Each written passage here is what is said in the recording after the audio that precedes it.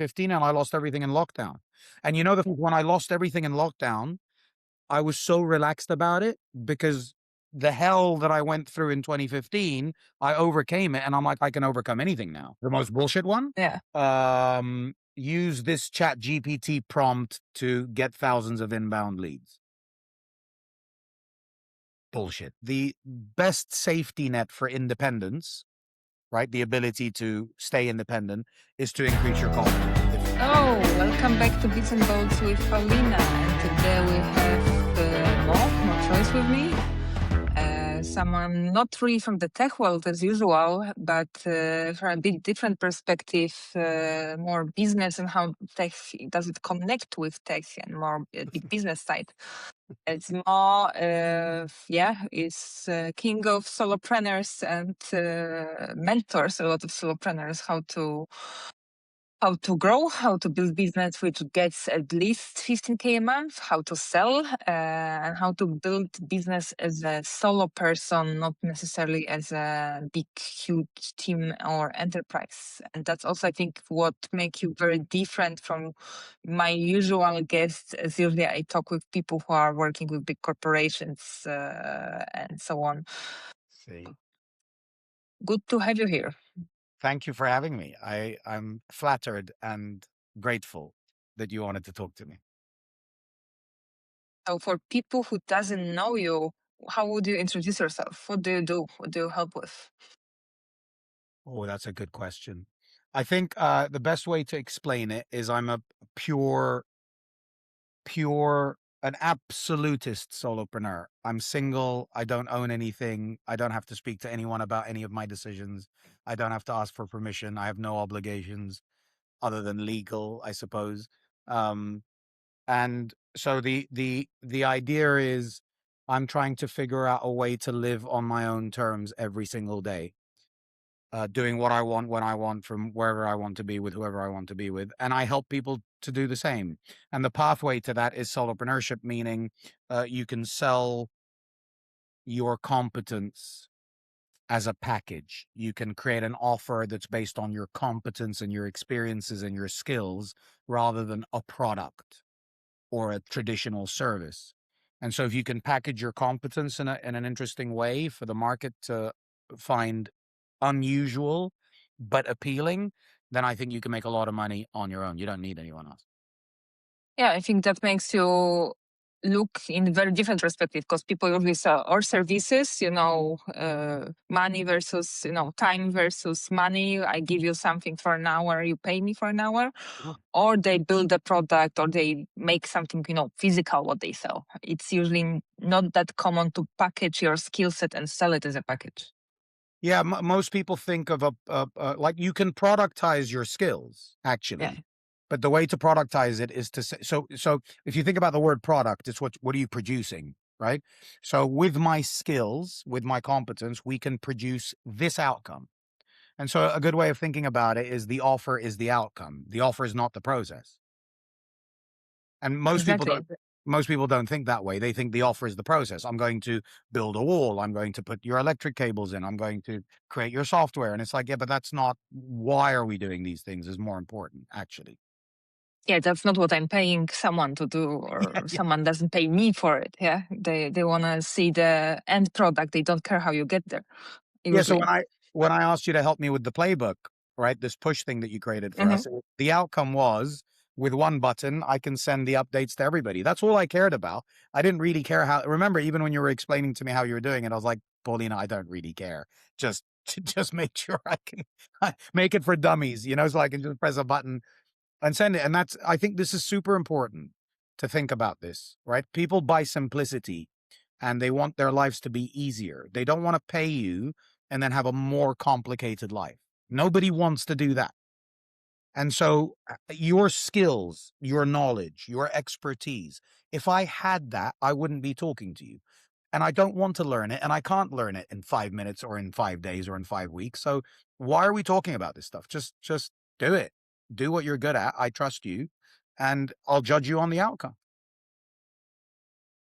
I a bit disagree as well because you don't care, but sometimes if I work with CTO, they care because they have technical background, for example. Fair. So it also, I think there's one nuance to it. Know your audience. Know who you're talking about, Yeah, to talking to.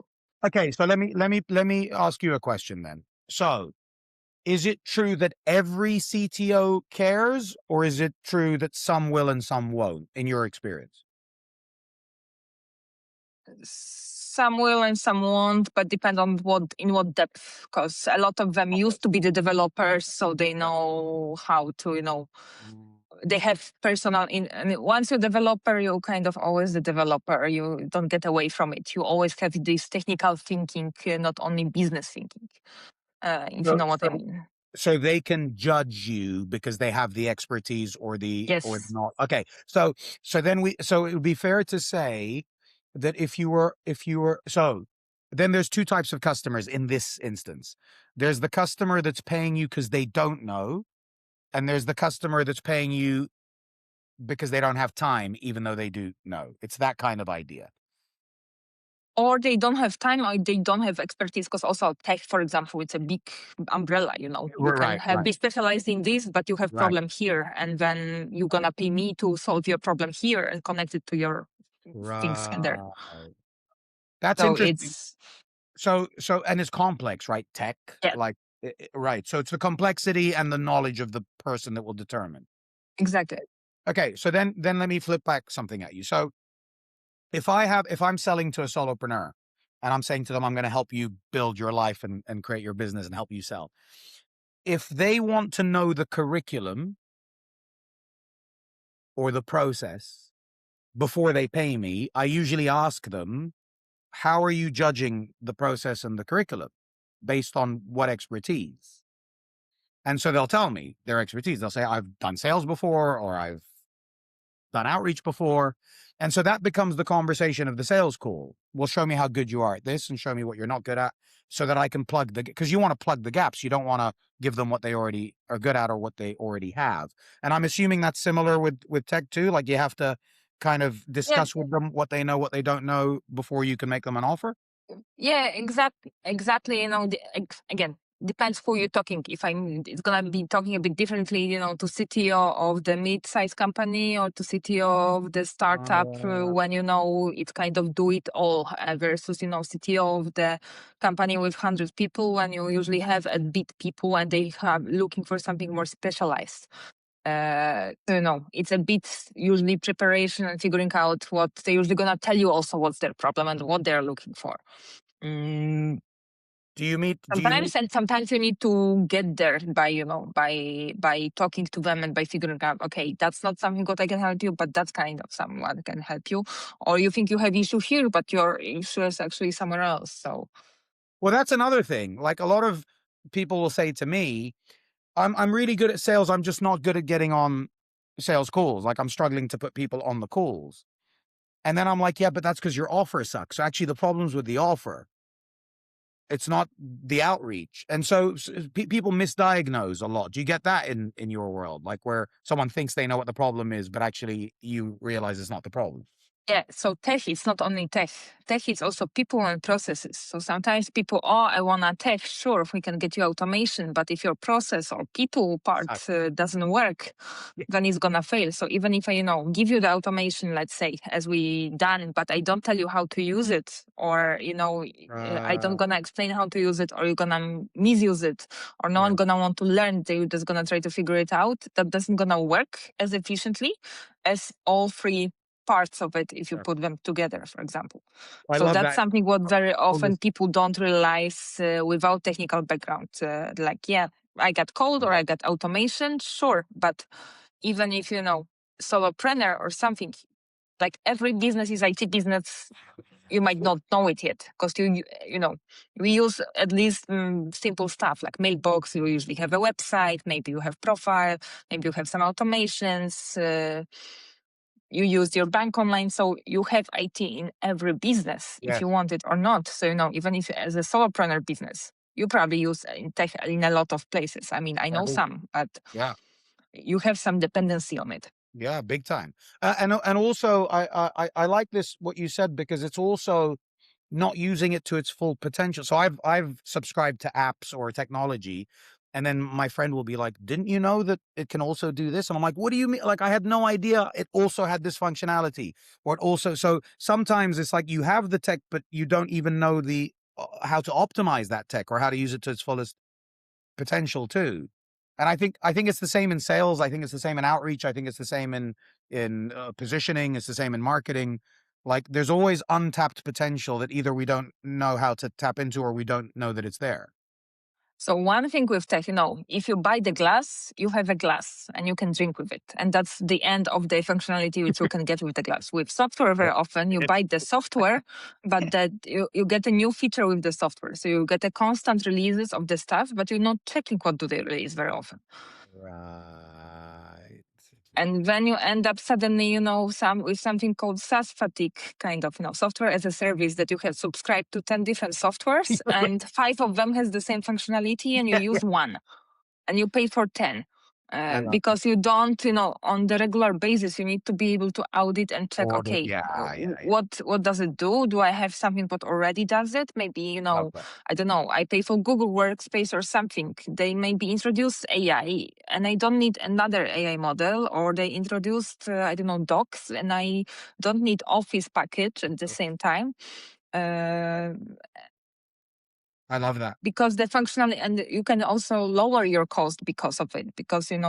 you see that something is already solving this problem which you have Yes. somewhere else, and that's another. And if you have too many tools in tech, very often we, for example, talk about how what is it, that you have too much information. We are bombarded with information. Overwhelmed. It's like Overload. it's Yeah, information overload.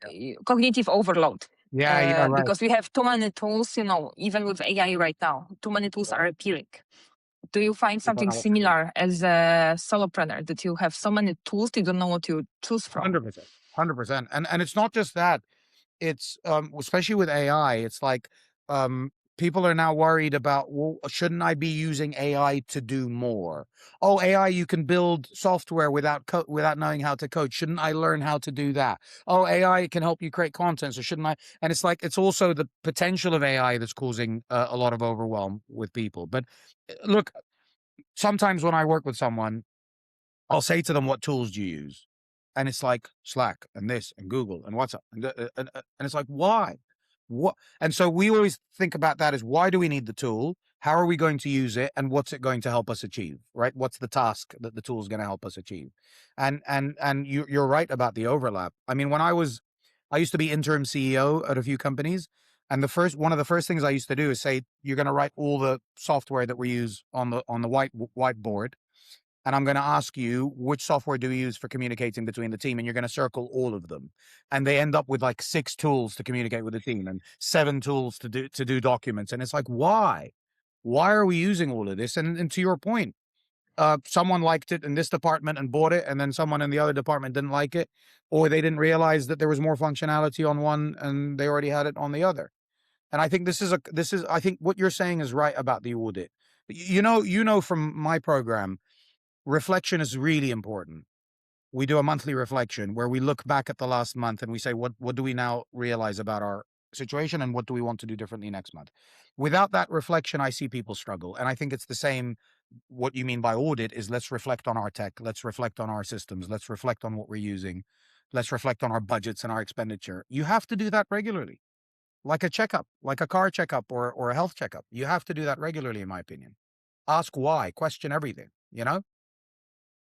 Yeah, exactly. Don't do it daily, but do it on the regular basis. Similarly, as you mentioned, with the other parts of the business, how you do with sales, how you do with marketing, how you do with your accounting and so on. Same for tech. I usually buy an annual subscription of something Mhm. if I know that it's useful. Like, I don't do the monthly. And so what we do is, the month before the renewal, so Andrina, my VA, the month before the renewal will say to me, this is going to renew in a month. And we sit and we audit whether we need that there. And so we have a month to decide whether we want to keep it or not. And we started to eliminate things that way. Because it's like, why are we still paying for this? What does it do? It does this. But we're doing that with that. Oh, yeah, so we don't need it. So And you that's have a really, process for auditing if you need tech. yeah. So Exactly. that's important, because very Yeah. often people later. Yeah, Later, fine, yeah. later. And also it's just a Notion table where I've got the software, what it does, and then the renewal date. And then we set a reminder one month before. And so it just says, reminder, your renewal for Social Kit or whatever the thing is up in a month. And then we sit and talk about it then. Do we need to keep this software? What decision do you take in the other way around to get a new software? Oh, that's a bit trickier. I usually ask for recommendations. So thankfully I have a decent network, or on LinkedIn, I'll put out a post and I'll say, I mean, even with you, like I came to you and said, is there anything? And you said with Sheets, you can do this. Do you remember? So I would often ask people that I think know about it more than me. I'm looking to achieve this. How can I do it, or what's the software? I'll research on Claude or on Grok or Gemini as well. And there's some of these websites that will analyze, softwares against each other. I can't remember the names of them, but I'll look at that too. That's usually what I do, but I'll have to admit, like Linked Helper, Condo, Notion, these are all recommended to me. Like I didn't go and find them. I just said to someone, I'm trying to find a way to bring all the information, and Josh Milgate it was, and he said, use Notion. That's the best thing. And I was like, great. And I just went and used it. So I'm quite spontaneous. If someone recommends something, I'll be like, let's use it. And if I don't like it, I'll change it. No problem. Yeah, so it's also a bit about exploration, trial and error. And what you Yeah. mentioned something what I wanted to get to as well. You're quite central with your business around LinkedIn, Yes. and that's external platform and tool which you are using. Yes. How do you? What's your opinion about this for being dependent kind of on the platform It's a partially? very good question. Because my whole philosophy is, if you want to be a solopreneur, you have to be independent, completely independent. And but I mean, how far do you want to push am I dependent on the internet, for example? Am I dependent on oxygen? It's like how much, right? So obviously we have dependencies Mhm. that are natural to do with the environment. That's normal. Here's my philosophy on it. If LinkedIn banned me tomorrow, I can take my framework to another platform and I can make money. And that's what I mean really by independence, is that if you lose your environment, or your product or your customers, you can go and use the same principles to recreate. So you think about you've lived in different countries, and so have I, right? And so when I lived in London, I created an environment. When I moved to Dubai, it's like completely new. I have to meet new people, I have to find a new apartment, I have to get used to the laws and the weather and the way people drive, and so that's adapting. And so I think independence comes from adaptability rather than being not reliant on anything. I think that's a better way to think about it. And I think it's the same probably in the tech world, right? You want to build tech that can adapt to AI, that can adapt to different needs and a growing company, rather than it has to be the right tech forever. You know what I mean? It's both tech and it's people and processes. You want to have everything what is able to adapt, because tech is changing. People and processes needs to adapt to it. If you are not adapting, you're staying behind very fast. I Survival of have the customers who would, for example, ban AI completely. We are 3 years into the boom. They already a lot behind. They could have, for example, some teams in half, because good people who know how to use AI in coding. We use AI for coding on the daily basis as well. For a lot of people say about, okay, I can build a website, but very often we work with very much more complex systems and so on.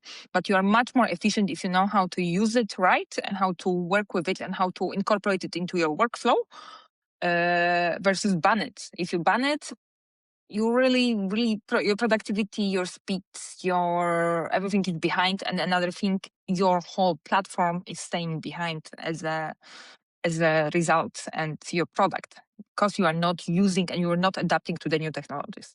I 100%. I 100% agree. And I think when you're talking about people, I think also people, are the people adaptable that you have.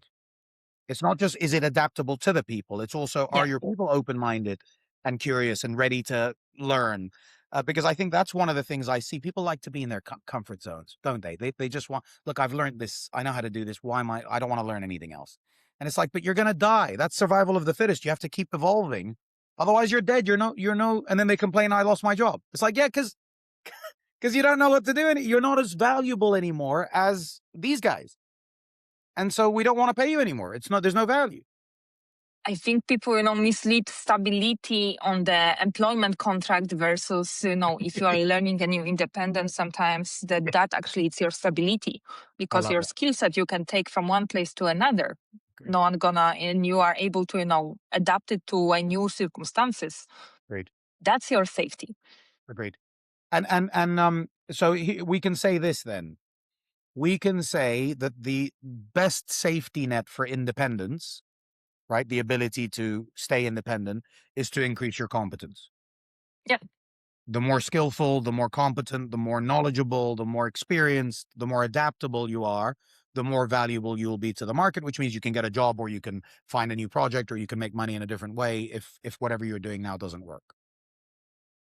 Yeah, but it's not only hard skills. It's not only, you go and coding. It's also your soft skills. It's also how you communicate. It's how you, get to know people. What impression do you leave behind? Handle Do conflict, people remember you? Are you, sorry? handling conflict, dealing with your mental Yeah, health. handling conflict. Yeah. How do you handle yourself? Are you able to operate about under different conditions, under stress, or when something is not 100%. going well in your life, and so on? So it's many places, and you've done it a few times in your life. You started over at 37. You rebuilt your business. You left some businesses behind. Lost everything. I lost everything in 2015 and I lost everything in lockdown. And when I lost everything in lockdown, I was so relaxed about it because the hell that I went through in 2015, I overcame it and I'm like, I can overcome anything now. So I understood what the game was and I understood what I needed to do to adapt. And so it was like not easy, of course not, because I've lost everything that I built again for 5 years, but it was like, I know what to do now. So I'm relaxed about it. It's not the unknown anymore. And that gave you safety. Yeah. That's true independence, I think. The belief that you can adapt to any environment. And it's the same with AI. I remember people panicking. Oh, I don't know. And I'm like, this is great. I'm gonna learn it and I'm gonna use it and I'm gonna figure it out and let's see what happens. It's another tool. Otherwise, what are you doing? You're avoiding it, like you were saying with those guys. And then what? You think it's gonna go away because you avoided it? You think AI is just going to say, oh, Mo doesn't like it, let's just stop doing AI stuff? No, it's going to keep growing and keep growing, and you're going to have to deal with it eventually. There's this idea in psychology, Paulina, that you have to confront your fears voluntarily to be able to adapt and grow and deal with them. You have to do it voluntarily. Like, I'm going to face my fear. Whereas if you avoid it and then it catches you, that makes you smaller, less adaptable because you're not ready for it. That's flight and fright, those ideas. And so you want to face, I'm not saying you have to jump into the fear straight away, but to be ready for the change, you have to face it and confront it and understand it and deal with it and be used to it, right? Yeah, Otherwise, usually if you confront it, you learn something about yourself and you yeah, can also face it on your own terms, kind of. I yeah, was scared of public speaking. I signed up for Meetup. When I signed up for the conference, I signed up for another conference. And suddenly, I got you some got paid it. gigs for Ah, it as well. And it also, people started proposing me to speak at the conferences. And and I'm not so comfortable with it, but I learned something about myself. I learned something about why am I scared of it? What can it get? And you can do it in your steps versus, hit the wall with your face. somebody forces you to do a public Yeah. speech when you're not ready. And it's like you have to do it and then you're not prepared and you're doing it 100%. That's a really good example, by the way, because that's one of the most common fears, right? Speaking in public. What was your biggest fear? I don't know if I ever had one thing like that. I think the only thing that scares the crap out of me is that I have to ask for permission. Really, that's the So, only thing. like Like I have to having say, a boss, please, kind of? please, please, can I, or just being dependent. Like, can I please live here? Can I please get some money? Can I please use the parking? That scares the crap out of me. Like I have to ask someone. I have to pretend to like them to get something out of them. That stuff scares the crap out of me. It's like if I don't So you want like to have someone, a choice. You want to have a freedom. that's the Moe Choice idea. Yeah, Yeah. that's the brand idea. So that's the idea after, I guess it's not your real surname, it's No, just Choice your is internet nickname. yeah, Moe's my name, but Choice is the brand name. It comes from I used to so when I wanted to I decided I wanted to become a teacher. I didn't know what kind of teacher, but I realized at 37 I watched this guy deliver a leadership training, right? And after like 10 minutes, I'd never been in a training like that. And after like 10 minutes, I was like, I want to do what I don't know what he's doing, but I want to do what he's doing. And so I was like, how the fuck do I? So I got him to mentor me. And I actually went into business with him. I built a training company with him. And so I wanted to learn what he does. And then I realized this is coaching and facilitation and leadership training. I didn't know any of this stuff. And so I started to learn. That's how I became a coach. And so my mentor, Eleni, said to me, the best way to learn is to teach. So while you're learning, teach what you're learning, and you get better at understanding it. And okay, so great. Who the hell am I going to teach? Like, who's going to pay me to teach? I can't go to school. I'll get fired after one lesson, and no one's going to pay me. So then I came up with the idea of going to charities. I'm like, because charities want help for their volunteers and their users, and they don't have money. And so I started to propose to charities, local charities in London, I'll come and deliver personal development programs and leadership training programs for your volunteers and your users for free. I just want a referral testimonial. And they said, fine. And so I started teaching. And so I taught this group. They were like traumatized kids in London, like very bad backgrounds, and they had traumatic upbringings. And I did a personal development, the 1-page plan that you went to, that the first program that you right. So that was my first ever 1-page plan. That was my first test of it, and the kids loved it, and they made a rap song about me. So the program was called Choice Matters. So the idea was you have more choice than you think.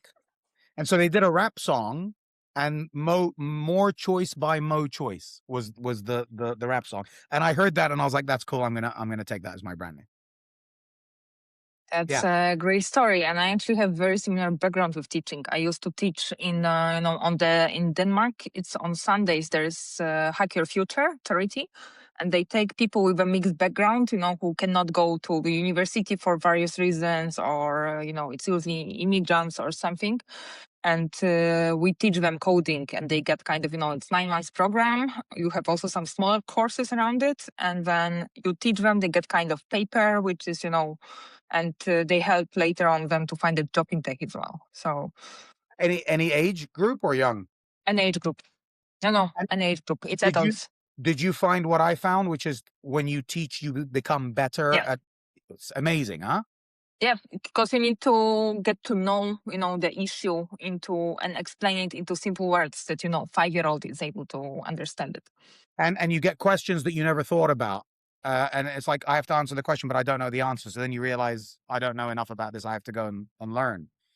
Yeah, I love it. Yeah, exactly. I run still workshop. It's not as much as I used to, but I run on a regular basis. And sometimes it's a new tech, and it actually forces me to spend a few hours with something and get to Right. know it a bit more versus if I would, because I don't work it with daily basis because there's so many different options. So, but I need to think about it. And when you go and present it or you teach them and they come back with the questions, like it actually challenges me to go, 100%. higher, to get to go deeper with something, to learn 100%. something about something and about myself. But And I yeah, yeah. Yeah, no, go on. You had a question. yeah, you work with a lot of different people from, different fields, different backgrounds, different countries. And, they have life, they have distractions, they have self-doubt. Yeah. One thing is to know, okay, they pay you for teaching them and so on, but how do you hold them accountable? How do you decide that, okay, I can work with this person? Two different questions maybe for me. The first so when I'm meeting somebody, like when I met you or when I meet someone for the first time, the first question really on my mind is this person uh competent enough to make a living as a solopreneur? You have to be competent enough in the way you speak, in your background, in your knowledge. You have to, I can't help you get competent. That takes years. And so that's not what I do. So I'm looking for that competence, right? It's like, imagine, if I was a football coach, you have to have talent. Like, it doesn't matter how great you are as a person. If you don't have basic talent, right, and skills, then I can't work with you, right? So I look for that. Are they competent? That's the first thing. And then the second question is, do I want to spend time with them? Like, would I enjoy? And I don't mean enjoy like fun. I mean like, you were challenging, and I knew that from when I met you. I'm like, Paulina's going to be challenging for me because she's going to ask questions. She's not going to take shit. She's going to, put her foot down if she doesn't agree with something. And I knew that. That for me is enjoyment, right? An example of enjoyment. Can I spend time with them? Can I talk to them? Can I learn from them? Can I enjoy spending 2 hours with them in a workshop? Will they bring things to me that I can learn from? So all of these questions, I tend to have them subconsciously, and I go with my feeling, my instinct. I don't have a checklist or anything like that. So are they competent? I feel that they're competent and that they've got enough about them. And do I feel like I can work with them longer term? Yes. And if the answer is yes to both of those, then I make an offer to work with them. So that's the first thing. The accountability part, we're getting better at this. So we're tracking how many messages they send. We're tracking how much work they're doing. We're tracking whether or not they stick to the same niche and the same offer, right? When we're going to market, we're tracking their discipline and their consistency. We're starting to track these using tech and using different sources so that we can hold them accountable through data rather than through perception or perspective or subjective observation. So it's like, you haven't sent enough messages. You haven't booked enough sales calls. You've changed your headline 3 times in the last month. So that's the first way we hold them accountable, is that we agree a set of minimum acceptable metrics on what they should be doing. And we show them every week whether they're meeting them. That's the first part. The second part is attendance. It's like we're booking in accountability sessions or teach and learn sessions. Why are you not attending these? What's more important? And we have a rule. The only 2 reasons not to attend a session is that you have a health problem or someone that depends on you has a health problem.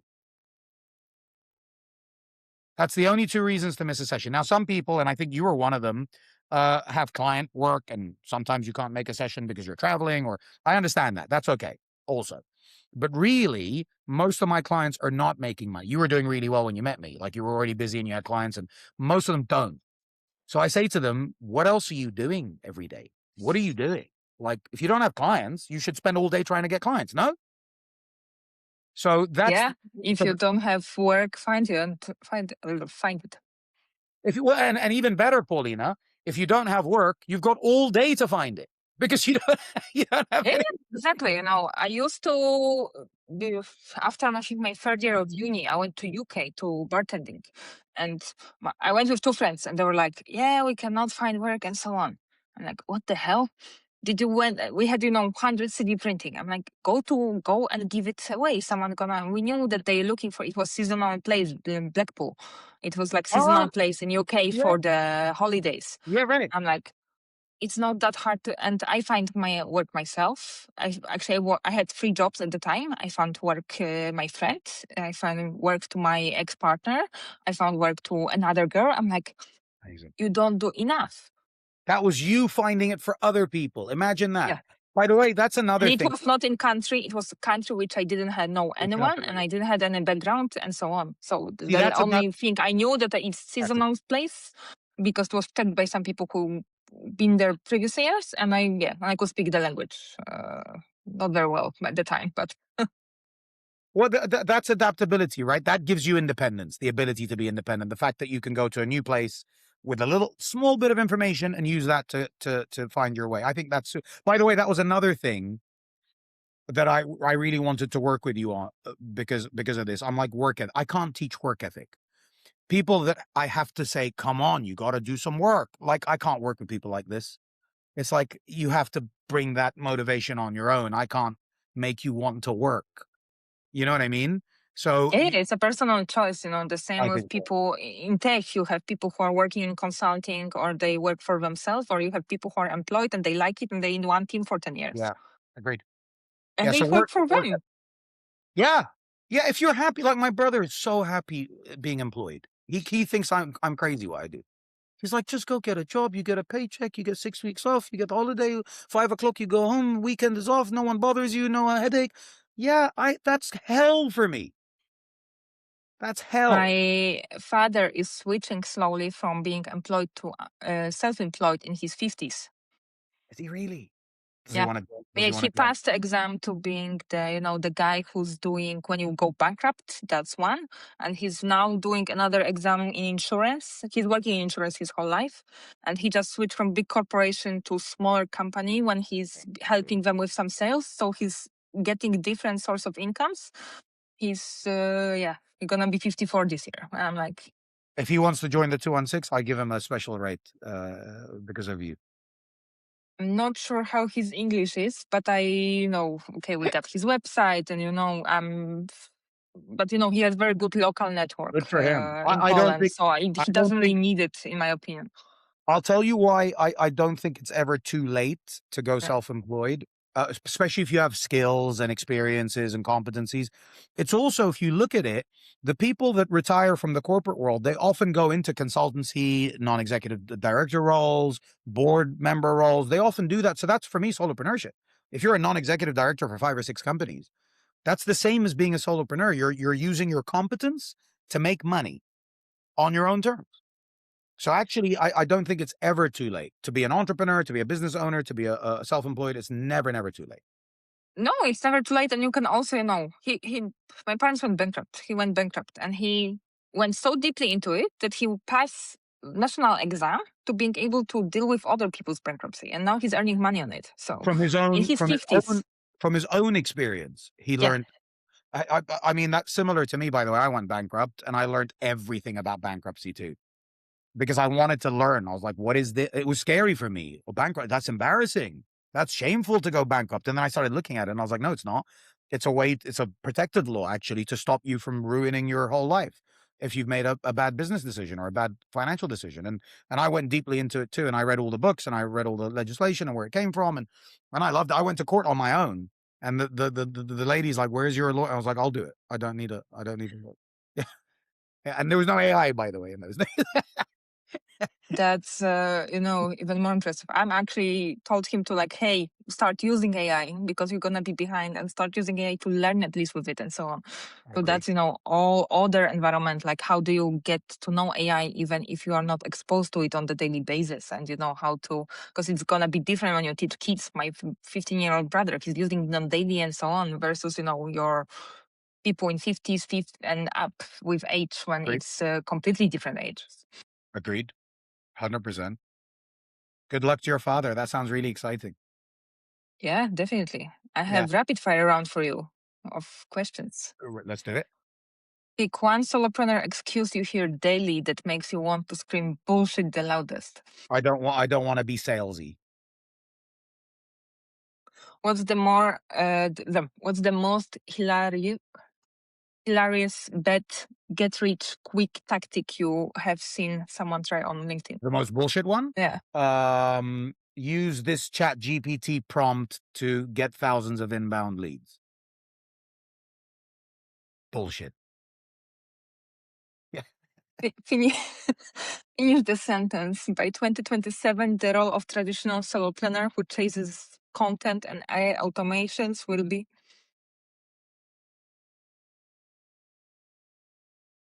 Say it again.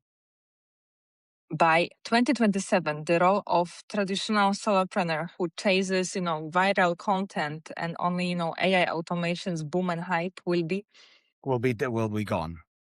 gone. Yeah, Yeah, agree. I think so. Finish this. The most overrated thing human do is. Um uh socialize.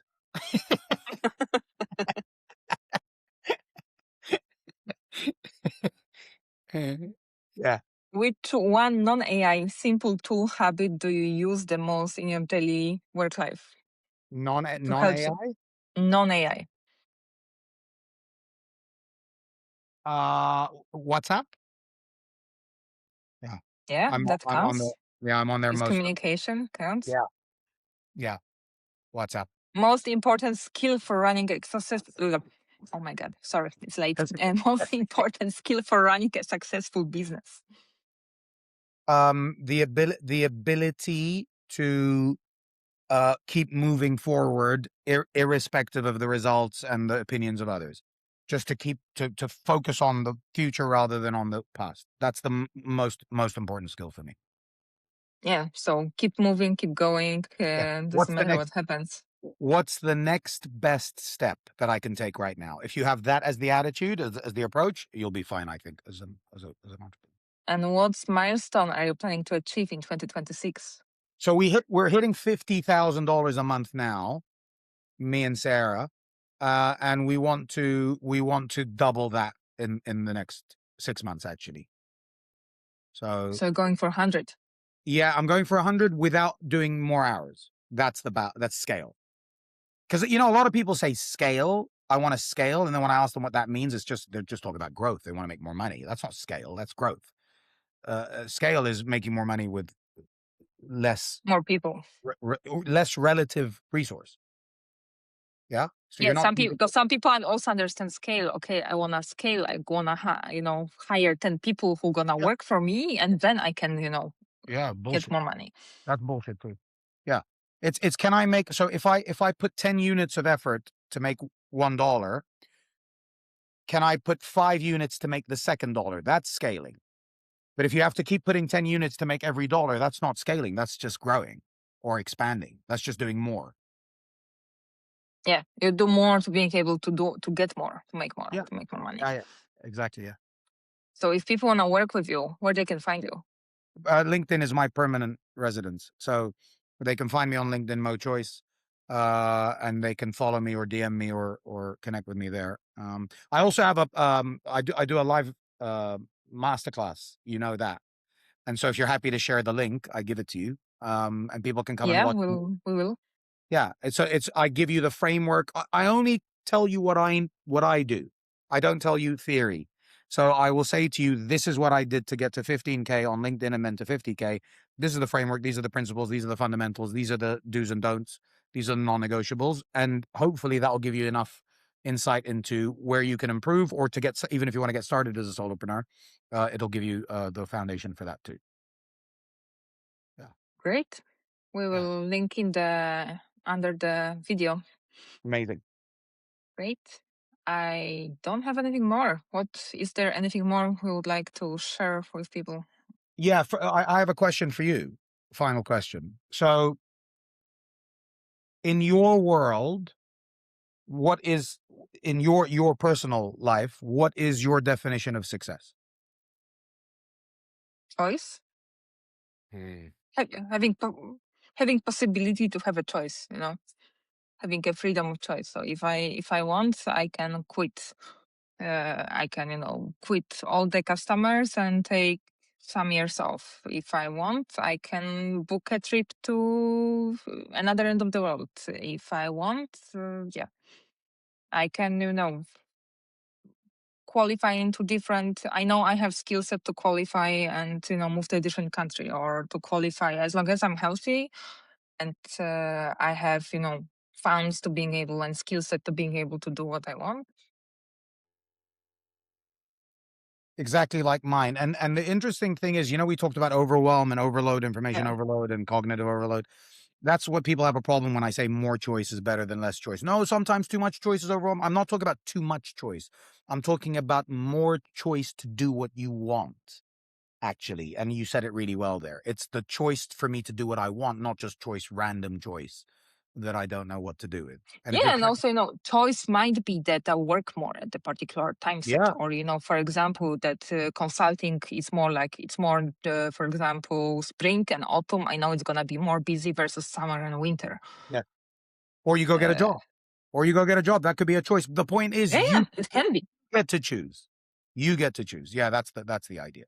Yeah, I love Exactly. that. I think that's the best definition of success. I get to choose what I do every single day. Yeah, love Definitely. that. What a cool Great. conversation. Thank you for having me. Thank you for coming. It was great to have you. That's it for today's edition of the Bits and Bolts with Paulina. Did you like what you heard? Of course you do. Tell your friends.